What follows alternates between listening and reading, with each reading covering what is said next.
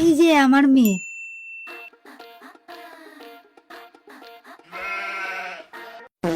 বসো বসো, তোমার একটু ইন্টারভিউ নিয়ে নিই।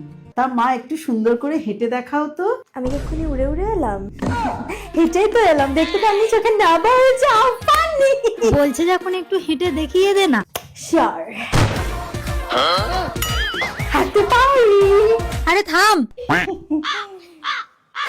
আচ্ছা ঠিক আছে, যাও তোমা, একটু মুখটা ধুয়ে এসো। মেকআপ ছাড়া দেখি তোমাকে কেমন দেখতে লাগে। মুখ ধুয়ে ফেলবো বলে এতক্ষণ ধরে মেকআপ করেছি।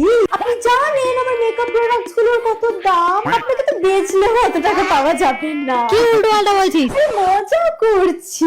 রান্না কি কি করতে পারো? সবকিছু, বাট মুডের উপর নির্ভর করছে। মুড হলে তবেই করব, কিন্তু রান্না মেয়ে যদি চায় তাহলে বিয়ের পর শ্বশুর বাড়িতে গিয়েও পড়াশোনা করতে পারে। না না না না না না না না, এসবই আর কি আমার সাথে ভুলেও মারবেন না। আপনি জানেন আমি উচ্চ মাধ্যমিকে ফেল করেছি বলে বাড়ির লোক আমার বিয়ে দিয়ে দিচ্ছে।